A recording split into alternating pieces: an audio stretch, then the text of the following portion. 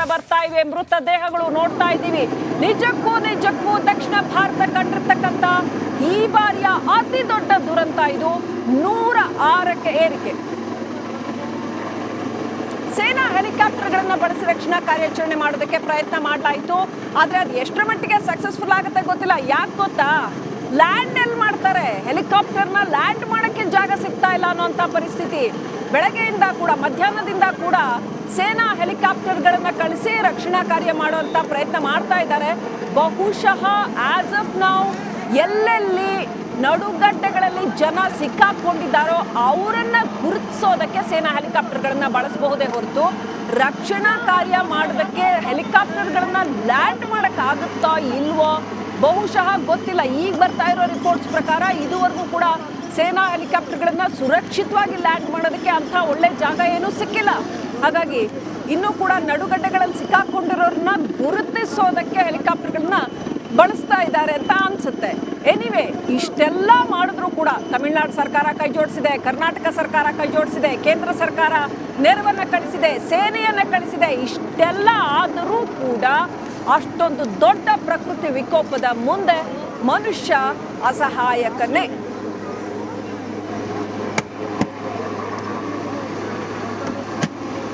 ಆಕಾಶ ಸ್ವಲ್ಪ ಮಟ್ಟಿಗೆ ಕ್ಲಿಯರ್ ಆಗಿದೆ, ಹಾಗಾಗಿ ರಕ್ಷಣಾ ಕಾರ್ಯಾಚರಣೆಗೆ ಒಂದು ಸ್ವಲ್ಪ ಹೆಲ್ಪ್ ಆಗುತ್ತೆ. ಈ ಥರ ಮಳೆ ಒಂಚೂರು ಬಿಡುವು ಕೊಟ್ಟರೆ ಪಾಪ ಅಲ್ಲಿ ರಕ್ಷಣಾ ಕಾರ್ಯಾಚರಣೆಗೆ ಹೆಲ್ಪ್ ಆಗುತ್ತೆ. ಆದರೆ ಕತ್ಲಾಗ್ಬಿಟ್ರೆ ನೋಡಿ, ಇವತ್ತು ಕತ್ಲಾಗ್ಬಿಟ್ರೆ ಮತ್ತೆ ಇವತ್ತು ರಾತ್ರಿ ಏನಾದರೂ ಮೇಘ ಸ್ಫೋಟ ಸಂಭವಿಸ್ತು ಅಂತಂದ್ರೆ ದೇವರೇ ಗತಿ, ದೇವರ ನಾಡಿಗೆ ದೇವರು ಗತಿ ಇಲ್ವಾ ಅಂತ ಪ್ರಶ್ನೆ ಕೇಳಬೇಕಾಗತ್ತೆ.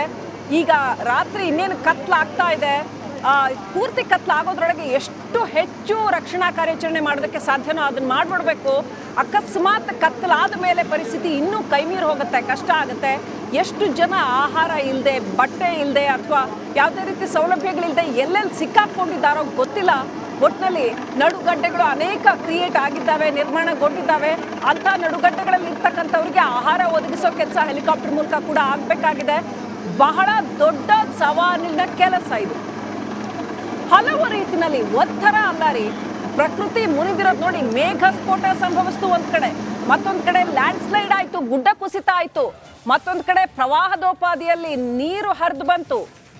ರೈಟ್, ಬ್ರೇಕಿಂಗ್ ಅಪ್ಡೇಟ್ ಬರ್ತಾ ಇದೆ. ಸೇನಾ ಹೆಲಿಕಾಪ್ಟರ್ಗಳ ಮುಖಾಂತರ ರಕ್ಷಣಾ ಕಾರ್ಯಾಚರಣೆ ನಡೆಸಲಾಗ್ತಾ ಇದೆ ಅಂತ ಹೇಳಲಾಗ್ತಾ ಇದೆ. ಶೋಧ ಕಾರ್ಯ ಎಲ್ಲೆಲ್ಲಿ ಜನ ಸಿಕ್ಕಾಕೊಂಡಿದ್ದಾರೆ ಅಂತ ನಾನು ಹೇಳ್ತಾ ಇದ್ದೆ. ಈಗಾಗಲೇ ಬರ್ಡ್ ಐ ವ್ಯೂ ಮುಖಾಂತರ ಅಂದ್ರೆ ಮೇಲಿಂದ ನೋಡಿದಾಗ ಗೊತ್ತಾಗುತ್ತೆ ಕ್ಲೀನಾಗಿ ಎಲ್ಲೆಲ್ಲಿ ಜನ ಸಿಕ್ಕಾಕೊಂಡಿದ್ದಾರೆ ಅನ್ನೋದು ಗೊತ್ತಾಗುತ್ತೆ.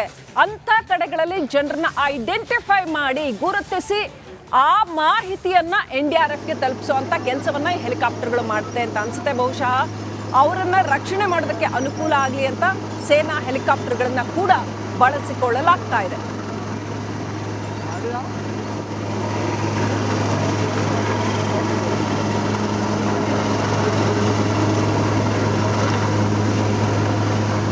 ಸಾಂತ್ವನ ಹೇಳೋದಕ್ಕೂ ಶಬ್ದಗಳಿಲ್ಲ. ಯಾರಿಗೆ ಯಾರು ಸಾಂತ್ವನ ಹೇಳ್ಬೇಕಲ್ಲಿ, ಯಾಕಂತಂದ್ರೆ ಎಲ್ಲರೂ ಸಂತ್ರಸ್ತರೇ ಅನ್ನೋಂಥ ಪರಿಸ್ಥಿತಿ. ಅಷ್ಟರ ಮಟ್ಟಿಗೆ ಇಡೀ ವಯನಾಡನ್ನ ವರುಣ ಆಕ್ರಮಿಸ್ಕೊಂಡು ಬಿಟ್ಟಿದ್ದಾನೆ, ಅಲುಗಾಡಿಸಿ ಹಾಕಿದ್ದಾನೆ. ಸಂಪೂರ್ಣವಾಗಿ ಬಸವಳಿದಿದೆ ವಯನಾಡು. ಭಯದ ನಾಡಾಗಿ ಪರಿವರ್ತಿತ ಆಗ್ತಾ ಇರೋದನ್ನ ನಾವು ಗಮನಿಸ್ತಾ ಇದ್ವಿ. ನೋಡಿ, ಅಲ್ಲಿ ಹೆಲಿಕಾಪ್ಟರ್ ಮುಖಾಂತರ ಕಾರ್ಯಾಚರಣೆ ಈಗ ಲ್ಯಾಂಡ್ ಮಾಡೋ ಪ್ರಯತ್ನ ಮಾಡ್ತಾ ಇದ್ದಾರೆ. ನಾನು ಹೇಳ್ತಾ ಇದ್ದೆ ಲ್ಯಾಂಡಿಂಗ್ ತುಂಬಾ ಕಷ್ಟ ಆಗುತ್ತೆ ಅಂತ. ಸ್ವಲ್ಪ ಮಟ್ಟಿಗೆ ಅಲ್ಲಿ ಭೂಮಿಯ ಹತ್ತಿರದವರೆಗೂ ತರ್ತಾ ಇದ್ದಾರೆ ಹೆಲಿಕಾಪ್ಟರ್ನ.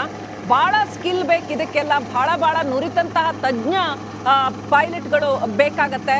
ಬಹಳ ಹತ್ತಿರದಲ್ಲಿ ತಂದು ಅಲ್ಲಿ ಪರಿಶೀಲನೆ ನಡೆಸುವಂತ ಕೆಲಸ ಮಾಡ್ತಾ ಇದ್ದಾರೆ. ಕೆಳಗಡೆ ನದಿನಲ್ಲಿ ಯಾರಾದ್ರೂ ಸಿಕ್ಕಾಕೊಂಡಿದ್ದಾರೆ ಅಂತ, ಮೋಸ್ಟ್ಲಿ ಅಲ್ಲಿ ಜನಗಳು ಸಿಕ್ಕಾಕೊಂಡಿರ್ಬೇಕು.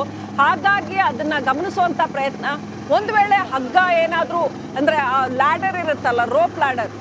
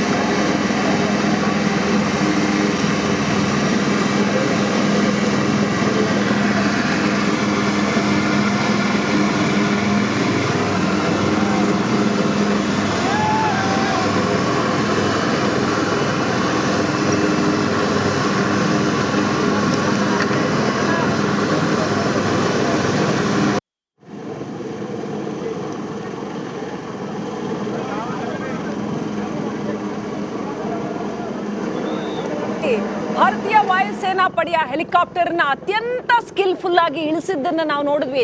ಎಷ್ಟು ಸ್ಕಿಲ್ಫುಲ್ ಆಗಿ ಅವರು ಅದನ್ನ ಲ್ಯಾಂಡ್ ಮಾಡಿದ್ರು.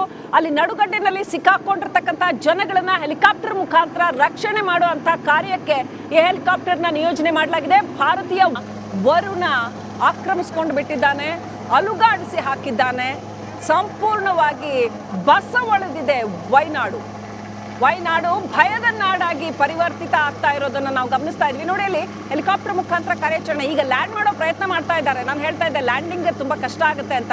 ಸ್ವಲ್ಪ ಮಟ್ಟಿಗೆ ಅಲ್ಲಿ ಭೂಮಿಯ ಹತ್ತಿರದವರೆಗೂ ತರ್ತಾ ಇದ್ದಾರೆ ಹೆಲಿಕಾಪ್ಟರ್ನ. ಬಹಳ ಸ್ಕಿಲ್ ಬೇಕು ಇದಕ್ಕೆಲ್ಲ. ಬಹಳ ನುರಿತಂತಹ ತಜ್ಞ ಪೈಲಟ್ಗಳು ಬೇಕಾಗತ್ತೆ.